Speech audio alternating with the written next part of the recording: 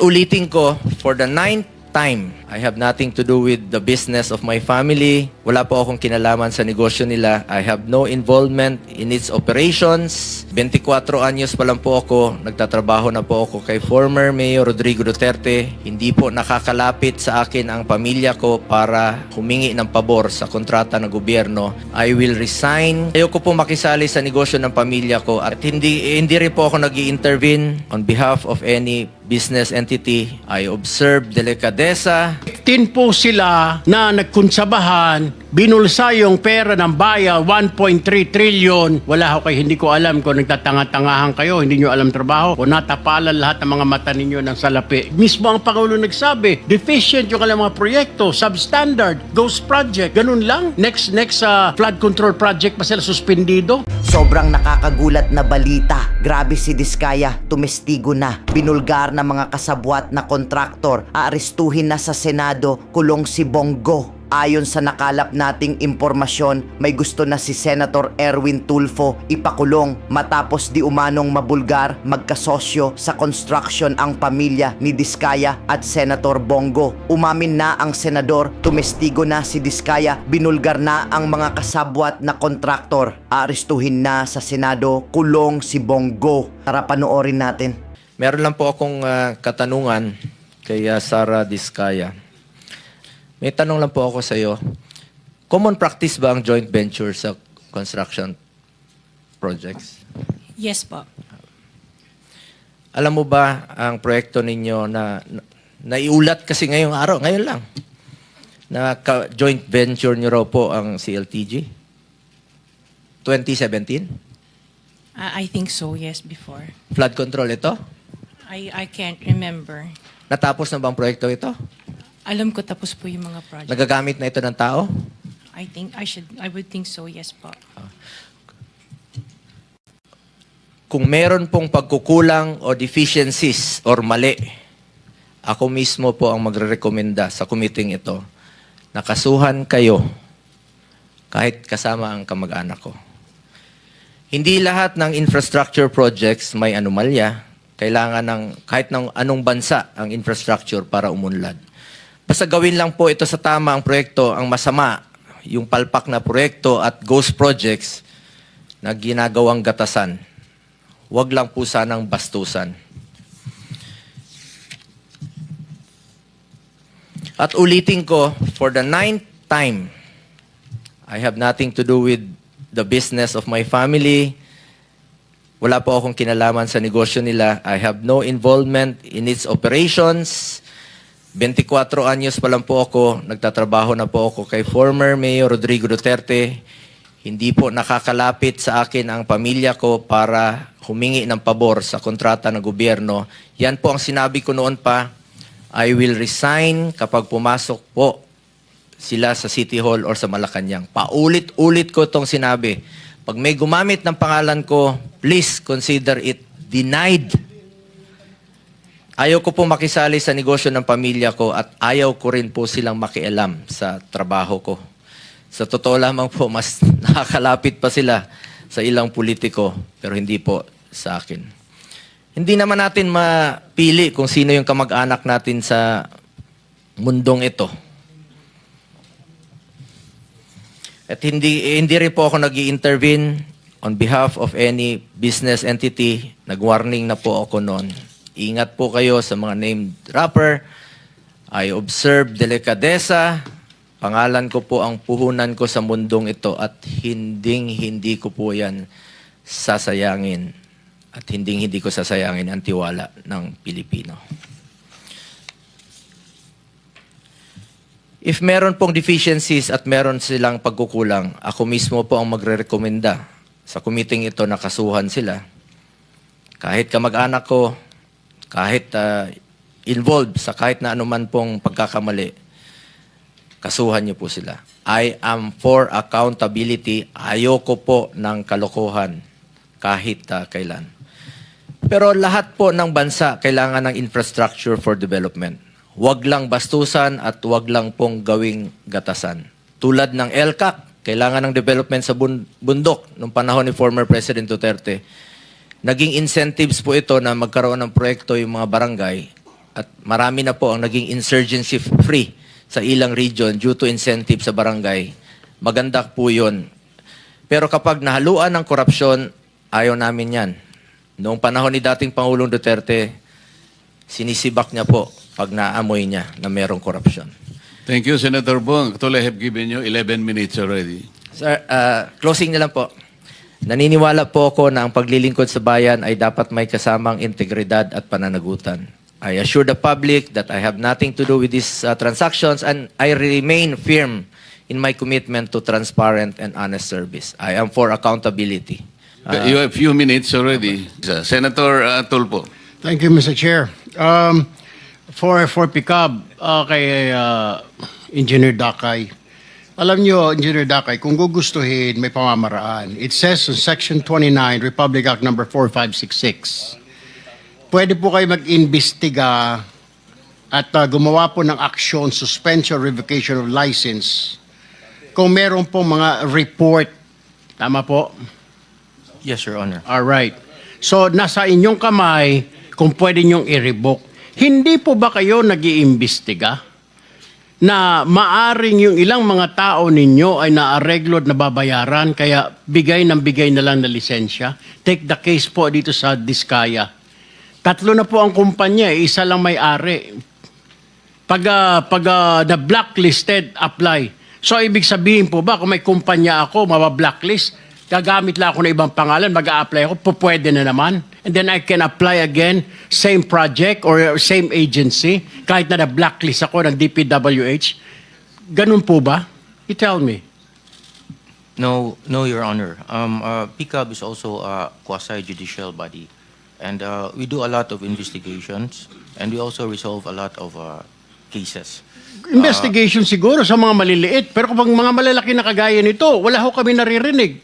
Bakit 15 po sila na nagkunsabahan, binulsa yung pera ng bayan, 1.3 trillion, wala tayong narinig. Ngayon, nandito kayo, nagpapaliwanag, sasabihin nyo, meron kayong quasi-judicial. Nasaan yung quasi-judicial? Bakit yung pinayagan nangyari? 2022 hanggang 2025, 3 years, engineer. Wala kayong ginawa, hindi nyo kinansela yan. Isang kumpanya, tatlo pa. Yung isang may-ari. Wala kayong ginawa. Ngayon, pinapakita yung sa amin dito na meron kayong ganito, meron kang gayo. Nasaan yun sinasabi mo? 3 years. I understand very well your concerns, Your Honor, and I appreciate that very much. However, PICAB does not play any part in the implementation of the project. I'm not saying part of the implementation. Yung pag-apply lang at engineer ng license. Kasi pag na-blacklist yung... Gano'n naman ho, hindi nyo ba alam na gano'n ang kalakaran ngayon? Or you don't have any idea na pag na-blacklist itong kumpanya na ito, gagamit ng ibang kumpanya o magbubukas ng ibang kumpanya. Alam nyo ho ba yun? Hindi. You know that, right? We hear that every now and then, Your Honor. You hear that, but you don't investigate. Na pag na-blacklist ng DPWH o ng kung anong ehensya, papalit ng pangalan or tatayo ng pangalan para makapasok ulit. Actually, Your Honor, when a company is blacklisted by any government agency, then we actually suspend their licenses. Well, hindi ko maintindihan na engineer, wala naman po na suspend sa 15 na yan eh, di po ba? Wala ho kayo, hindi ko alam kung nagtatanga-tangahan kayo, hindi nyo alam trabaho, o natapalan lahat ng mga mata ninyo ng salapi, kaya ho ganon.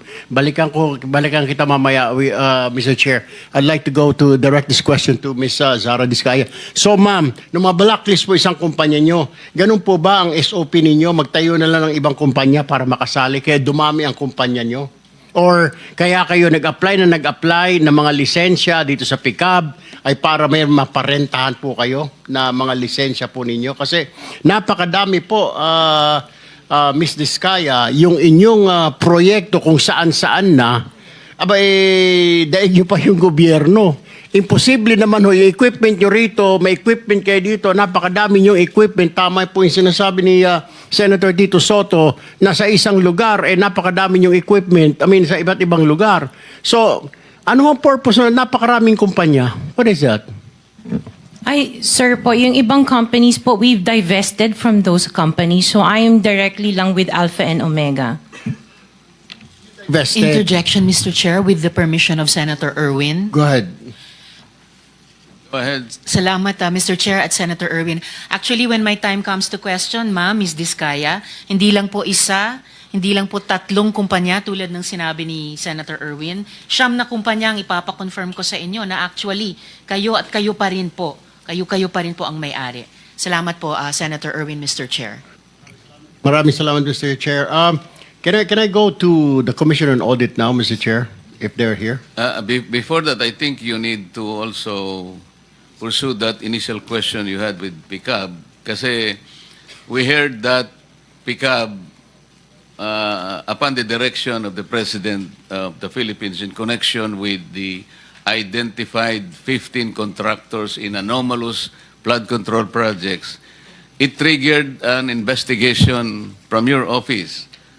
And I believe somebody told me that you communicated directly with the DPWH to be able to pursue investigation insofar as the 15 contractors are concerned.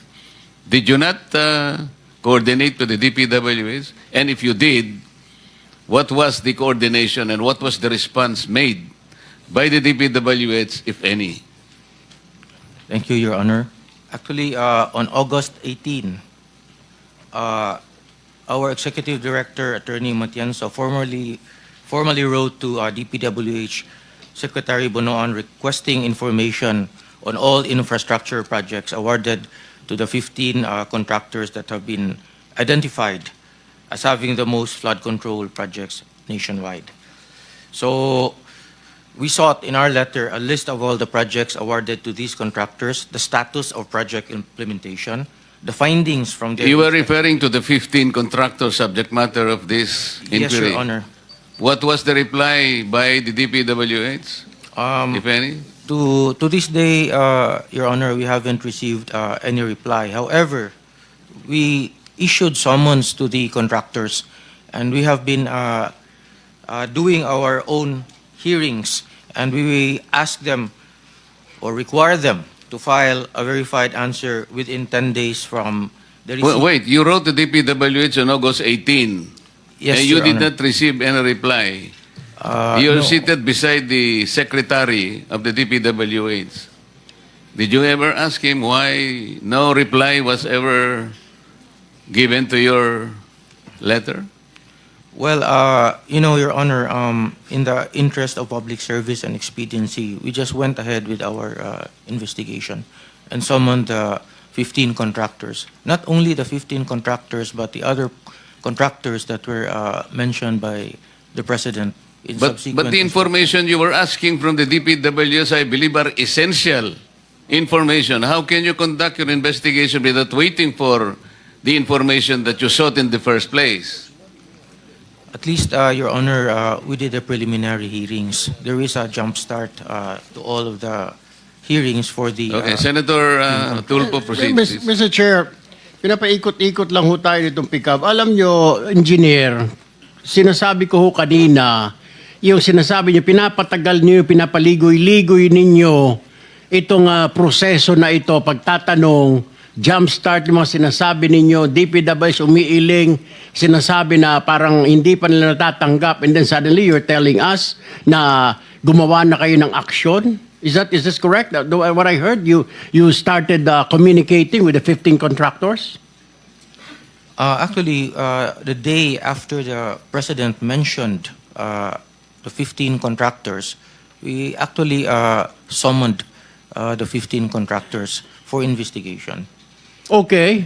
So, ongoing investigation. Yes, Your Honor. Anong siglo natin malalaman ang resulta ng investigation nyo? Kasi pag ang gobyerno ang nag-imbestiga, taon na binibilang. Baka retired na kami lahat dito, nandiyan pa kayo nag-imbestiga. When do we expect the result of that investigation? Okay, Your Honor, for starters, we have preventively suspended their ARCC for flood control. So that means that they cannot bid for any subsequent flood control projects. Hindi naman nila kailangan po magbidding dahil na kumita na ito mga ito eh. Yun lang ho, yung they cannot subsequent flood control projects, di na sila pwede magbidding. Dapat to, suspindihin nyo na ho lahat yan eh. Mismo ang Pangulo nagsabi, deficient yung kanilang mga proyekto, substandard, ghost project. Ganun lang. Next flood control project pa sila suspendido. Ngayon hindi sila tanggalan ng lisensya. Kailan ho natin maririnig, engineer, na suspendido ang mga lisensya nila o kumpiskado ng mga lisensya nila? When will we hear that? Your Honor, we are seriously investigating and conducting the hearings at PCAB, Your Honor. And Do you have a time frame for that, Mr. Chair? Yes, Mr. Chair, because we have to also realize and recognize that the contractors are also represented by counsel. Kasi ang totoo niyan, hindi importante sa amin yung suspension or blacklisting. Ultimately, revocation ang pinag-uusapan dito eh. Kasi seryoso po ito eh. I would request my colleagues to also put in perspective ang hinahanap po natin dito yung mga ghost projects. So gusto ko pong marinig po yung mga tanong ninyo. Hanapin po natin sa DPWH. Kasi importante po ito. Kailangan nating ilagay muna sa umpisa. Bakit po yung ipinangako ng mga ghost projects na dapat sana ito yung ating sinusubaybayan ngayon, kagaya po ng aking opening statement. Ang iniintay po namin na hindi bababa sa 50 ghost projects. Sa listahan po namin, meron na po kami. Kaya lang, kagaya na sinabi namin, 2 lang po ang formally na inadmit ng DPWS na ghost projects. Kaya po nakaka-disappoint. Maybe Yes, Mr. Chair. I will just reserve some of my questions later to give way to the other senators here. But I have only one last question, Mr. Chair, for Mrs. Diskaya. Ma'am, sinabi ho ninyo, nag-divest na po kayo. Ano ibig sabihin ng divest? What do you mean by that? We are no longer part of those companies. Okay. Kung hindi na po kayo part of those companies, how come you're still the chief operating officer, pati ang asawa mo sa ilang construction companies na ito? Hindi po ako COO ng mga companies po. Ma'am, you're under oath. Don't forget. Opo, CFO po, pero hindi ako COO po. COO. So, bakit po ikaw ang CFO pa rin kung nag-divest na po kayo, opisyal pa rin po kayo dyan? Sorry, tumutulong lang po ako dun sa mga ibang companies po. So you haven't, with the Go permission, ahead. you haven't completely divested all your interest in that before we particular company? continue, let me acknowledge the presence of Senator Rapi Tulfo. Thank you. Yes, Answer. sir. So you didn't divest totally? You're still the CFO according to you. According to you. Opo, pero hindi po ako nagmamanage po ng mga companies na yon. Wala na po ako. Wala po ako dun sa ano. Sorry. Naintindihan po niyo yung divestment. Kanino niyo po i-divest? Kasi po pag nag-divest kayo, there is somebody, doon niyo po isasalin yung pong inyong interest sa isang company. Kanino po nasalin?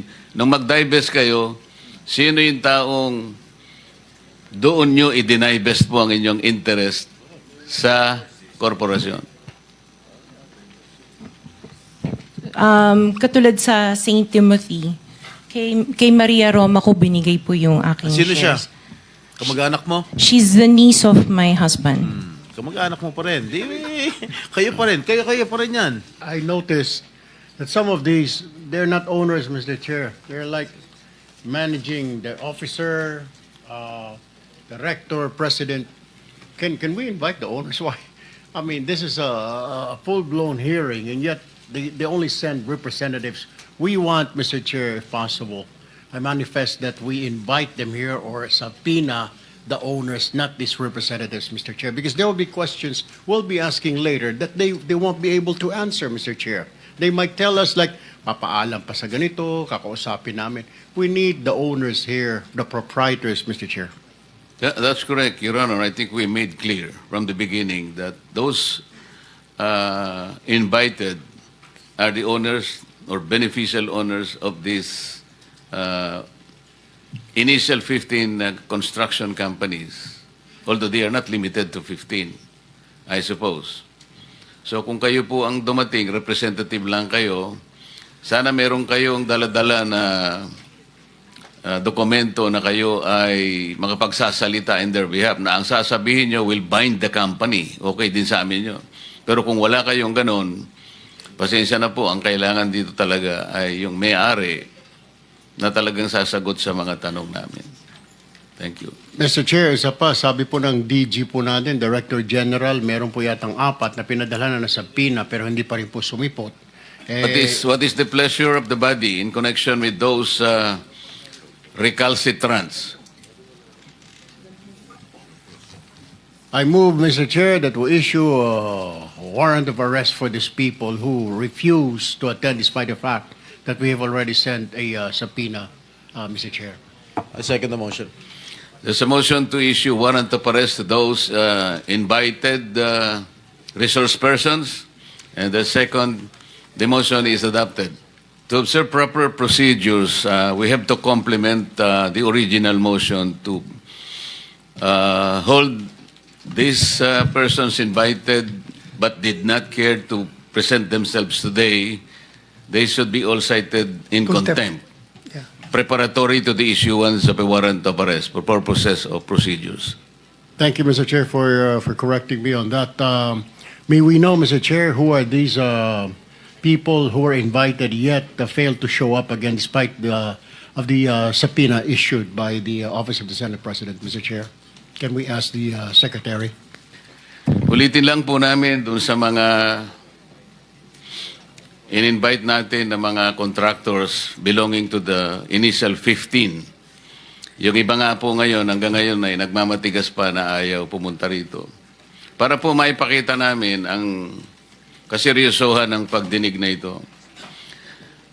Gusto nga namin i-accommodate kayo para sa ganon, matukoy natin talaga kung sino talaga ang mas malaki ang pananagutan sa napakalaking pinsala na nagawa ng pagbaha sa ating bansa sapagkat hindi naman talaga nagawa ang mga projects ang ayon sa dapat magyari.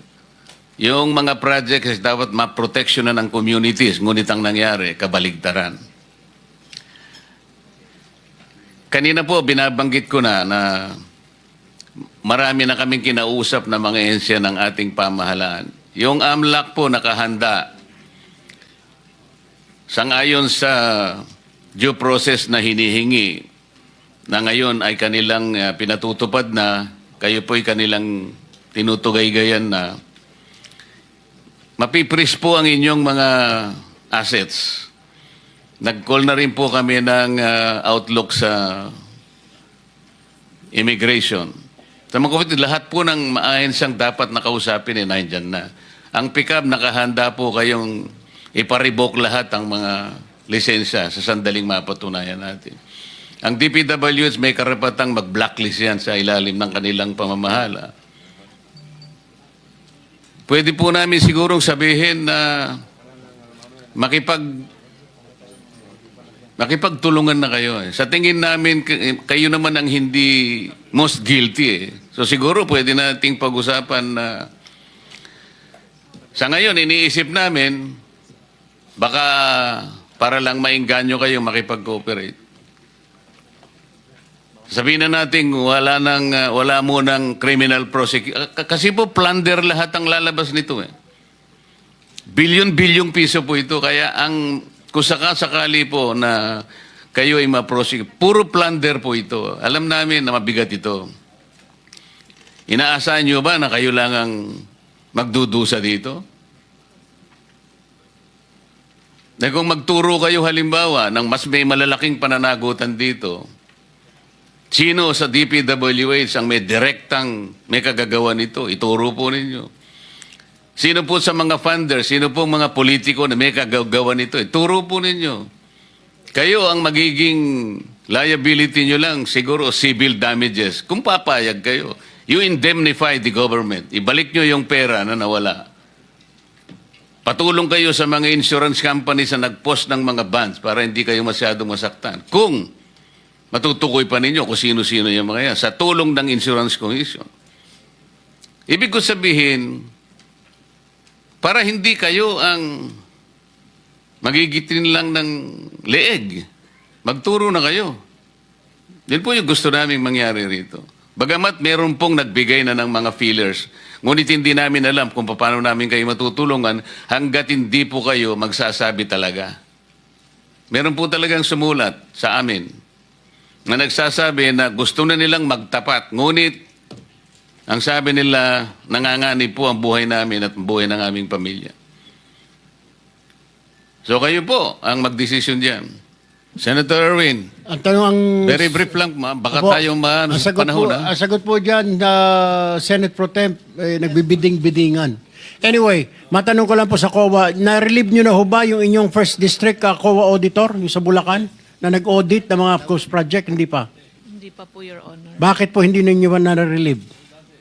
Nakipagsabwatan na po sa district engineer po natin since 2022. Bakit di pa po nare-relieve? Sir, wala pa po namang ebidensya na nakipagsabwatan po yung... Wala pa pong ebidensya 2023. Sa Pangulo na nagsabi, pati Senator Ping Lacson nagsabi, anong gusto mo? Ebidensya? Your Honor, hindi po ako ang merong authority. I know that. I know that. That's why I'm asking you. Now, when are we going to see her relieved or him relieved? Ipapaalam ko po sa... Ipaalam niyo po kaagad, okay? Dahil wala ho kami oras. Ngayon, ikaw, bilang Pilipino, ano ang masasabi mo at reaksyon sa balitang ito? Mag-iwan ka ng komento sa ibaba at atin pong babasahin isa-isa.